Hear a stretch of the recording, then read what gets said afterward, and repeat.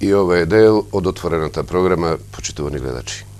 Сакаме да ве заинтересираме за една не секојдневна тема, а може би и секојдневна, зашто после изгледа чувствуваме сите на било кој начин. Станува збор за височините, додека постоje луѓе кои од истите се плашат, од другата страна на листот постојат храбри луѓе кои се впуштаат во поимот авантура и ги освојуваат светските височини. Таков ќе биде случајот и со мојот и ваш денешен гостин, господинот Глигор Делев, што е веднаш од мојата лева страна. За почеток, добро дојде во телевизија Морис. Благодарам. Еве вака стојат работите, господине Делев. Јас веќе спомнав дека височините се специфични во секој поглед, па дури и за обичниот човек. Некој од нив се плаши, а некој тежне за да ги освои. Вие сте представник на ова вторава група на луѓе. Вие височините ги освојувате. Факт е дека на 20 мај оваа година го освоивте и највисокиот врв во светот, Монт Еверест, со височина од над 800, односно 8000 метри. Сакам да ве прашам, што ве наведе на еден таков потват, а подоцна ќе поразговараме и за практични работи. Од каде господинот Делев планинар? Активно планирам, веќе има едно 7-8 години. Се качев на повеќе врвови, Јужна Америка, Северна Америка и Азија. Тоа значи дека височините постапно се освојуваат. Прво сте отишли на 3000 метри, па на 4, па на 5. Предпоставуваме дека навистина да се достигне оваа височина е потребен добар тренинг и искуство, се разбира. Треба тренинг, треба искуство, ама тоа не е само качување, тука треба и тоа се експедиции, значи треба тука да се спрема за да се оде на подолго и има и логистика да се спрема за храна, за вода, за гориво, за и тоа. Так, за секој случај, значи едно такво задоволство ќе дозволи придружба на повеќе луѓе, кои што ете сам човек не би можел да ги допре тие височини со минимална залиха на храна во сопствениот ранец. А кога веќе сне на 8848 метри надморска височина, сакам да ве прашам, какво е чувството на таа височина? Па тоа е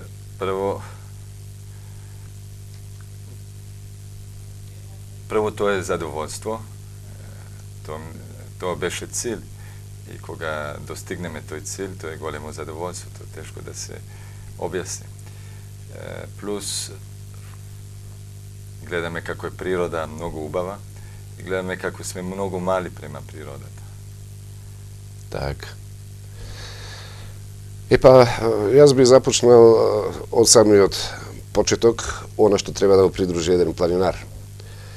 Предпоставувам дека ова задоволство сето тоа го претвара во скапа машинерија. Дали тоа значи дека секој планинар мора да биде и материјално добро подкрепен? Колку кошта една експедиција до покривот на светот? Тука да, тоа не е ефтина експедиција. Сигурно треба да биде спремен и финансиски. Има разни трошкови, авионска карта, опрема. Самата дозвола за да се качува на Еверест е скапа. Може да се качи од два пата. Два главни пата. Има повеќе, два главни. Или од северни, значи од Тибет, или од јужни, од Непал.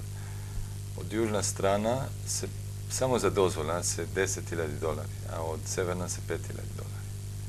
Плюс треба храна, треба помошници, шерпаси, кувари да се плати, джипови и До која височина моторните возила може да ве подкрепат, односно да ги одменат планинарските нозе? Јас се качев преко северната страна, преко Тибет. Джипови може да дојдат до базниот камп, што е на 5200 метри. Така, останатите 3000 метри може да се пешачат. Да. Викаат дека на таа височина прореден и воздухот. Како успевате да се изборите? Тоа се вика климатизација. Не можеме од веднаш да da dojdeme na ta visina. Treba to progresivno, postepeno. Nije stasavme vo Katmandu, glavnog grada na Nepal, na visina na 700-800 metri. Od tamo patuvavme so avtobusi i džipovi do Baznjut kamp. Sekoj vtori den menuvavme selo do Baznjut kamp. Znači, odeme na prvi den spijevme na visina 2500-600. Poslije toga 2 dena poslije toga na jedno povisoko selo, dodeka ne dojdovne do Baznjut kamp. Opasno da se ode odvednaš na visina od 5000 metri. Tak, zaradi provedenost na vozduhu, zaradi smalena gravitacija, zaradi neadaptiranost na organizmot. Kako i daje, bi sakal gospodin od Delev da mi kaže koji mu je podgotvi prekrasna ta ekspedicija i Makedonija da se gorde so zname to postavljeno na pokrivu na svetut. Od kada potekna ekspedicijata vo koja što bevte vije? Pa, ovaka aktivno se kačam veke ima nekoliko godini i u ti ekspedicije sekogaš se sretnav sa drugi ljudi od raznih zemlji i mnogo je lesno, poslije toga dosta komunicirame zajedno. I pred nekoliko godina se sretnav sa jedni Hrvati i ti komunicira so jedan Makedonec što ima jedan website so Bogoljub Nikolov i Bogoljub govoriš so jedan Makedonec vo Švajcarija, Nadir, i zajedno zaključe, tako, oni misle da sam spremen da odem na Everest, i Bogoljub mi se javi preko internet da mi kaže da on smatra da sam spremen da odem na internet. Međutim, ja ne mislav na to i počnav da mislim, pa možda ne bi to bilo loše da se kačem na Everest i mi rekao da ode jedna srpska ekspedicija na Everest, to beše vo januar mesec i se javiv na Srbite i ti mi rekao, ajde, dojdi su nas, kad mi bude drago i tako se priključio. Inak во сите овие делувања ги работевте од Канада, таму каде што всушност и живеете, нели? Да, јас живеем во Канада, во Монтреал, во францускиот дел. Так. Много добро. Планирањето е убав спорт, меѓутоа викаат покрај тоа што е скап, понекогаш е и опасен. Не треба да ве присетувам, Ама не мора да биде скап. Не мора да има Еврест стварно е скап. Ама пред да се оде на Еврест има многу плани што не се скапи. Ево, не верувам дека е многу скапо тука да се качи на Пелистер, например. Има многу плани во Северна Америка, Јужна Америка. Ништо не кошта освен опремата. Так. Обично не е то толку скап спорт, освен Еверест. Ги спомнавте двата патишта, двата природни патишта према Монт Еверест.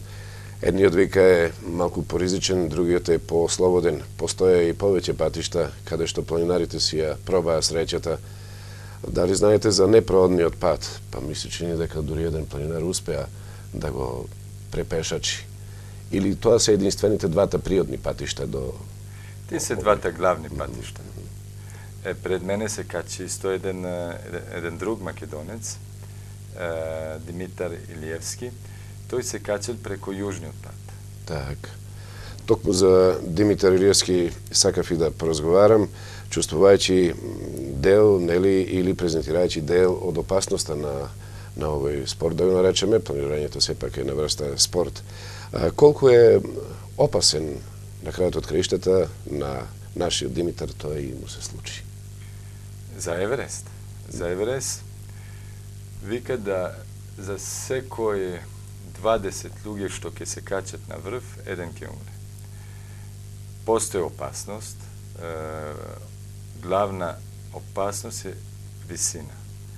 Тоа што на врв на Еверест, према тука, например, тука во Охрид, има 3 пати помалку воздух, има 3 пати помалку кислород. Так. И Zaradi to ima razni visinski bolesti i to je. Plus to može neko nesreće da se sluči. Glavna opasnost je visina. U našem slučaju na Dimitar, kako ispadna? Da li vozduh, odporučeni od vozduh je vina za njegovi otpad ili može bi nesreća fizička? Kako zagina Dimitar? Ne se zna točno, ma vi kadeka može bil umoren malce i zastanal da odmori i ne se razbudi. I ta visina kada je sakal da odmori, to beše preko 8000 metri. Na ta visina treba što poskoro da se ode od tamo. I nažalost on beše sam koga to se slučilo. Na takva visina ne preporučljivo sam čovjek da ostane, pošto ne može da misli, nema isti toliko brzo kao dole, nema isti refleksi i plus ako nešto mu se sluči, sam će ostane. Tak. Da li je pronajdeno njegovo to telo, s obzirom to da kada ti imaš i nastojuvanja da mu se napravi spomen obeležje, dori na lice mesto, što je sve prezemeno za gubata na naših Dimitar? Pa, do svega ne je prodaleno, ne najdeno svoje to telo, ušte na Himalajite. Tak. Znači, večnata grobnica za naš Dimitar će bidat na rečenite Himalaje, odnosno vrvot Mount Everest. Ajde malko da se pozbruvamo, gospodine Delev, i za vašite idni nameri s ovdje na to, deka već je Čekorevte po pokrivu na svetot, što čini me deka je maksimum za jedan planinar. Što po natomu, koji visočini će gi usvojuvate i do kada je maksimum može da se dviže jedan planinar? Ja slično za svega nemam plan. I obekjav na mojto semestru deka mace ki se smiri. Mislim da za planinar tukaj nema kraj. Ne samo Everest, ima i mnogo planini. Ima i poniski planini, što može se i poteški, tehnički. Ima tukaj nema kraj. Ima ukupne planine na svetu, mnogo. Ете, sljedeći ekspedicite, je već će prenositi to iskustvo kaj nas, дека всушност експедициите се со мешовита возраст на луѓе. Предпоставувам дека до доцните години од својот живот планинарите се упорни и шетаат по планините. Да, тука има и млади и постари. Мислам дека додека некој добро се осеќа, дека нема не е болен, може да се качува, то не е проблем. Добро ли е за здравје планинарењето, господине Делев? За здравјето човеково, дали е добро планинарењето? Планинарењето, да, то е добро, то е физкултура. Сега, да, сигурно дека е добро. То е као физкултура. До ограничена висина. На тие висини над 5000 метри не сте сигурни дека работи височината во интерес на човековото здравје. Да. Так, меѓутоа, основното прашање јас како да го испуштив или може би го чувам за крај на разговорот. Планинар, колку ги познава македонските планини? Евено, добро прашање за господинот Григор Делев. Кои планини сте ги прошетали овде во Македонија? Јас кога доаѓам, јас живеем во Канада, кога доаѓам во Македонија, имам роднини тука, значи скоро цело време сум со роднини. Нажалост, немав често прилики да се качувам тука. Низ македонските планини, така. Добро, сем Пелистер, кој што ете така, се горде со максималната височина, барем за наши прилики, други планини и немаме. И па ете, господине Делев, мислам дека разграничивме неколку поими помеѓу стравот и желбата за освојување на височини. Го дознавме и тоа дека македонското знаме е на покривот на светот, како што ние знаеме да го наречеме највисокиот врв во светот, ќе стои точно засадено од вашата рака. И тоа на 20. мај оваа година. Ќе се вее на ветриштата што се карактеристични само за тој крај. Што имате во материјалот што не го донесовте? Па имам слики од Еверест. Добро. И неколку слики исто од бившите планини каде се качев. Так. Во Јужна Америка, во Непал. Так. Останува да ви се заблагодарам што бевте гостин во отворената програма на телевизија Морис и да ви посакам освојување на височините и во иднина. Благодарам и сакам да поздравам ваши гледалци. И сакам да кажам исто дека македонци кога имат добри услови се способни за големи успеси. Почитувани гледачи, сепак доштувавме со вредни луѓе, со хумани луѓе, со луѓе кои што случајно или намерно работеа за Македонија. Ви благодарам на вниманието.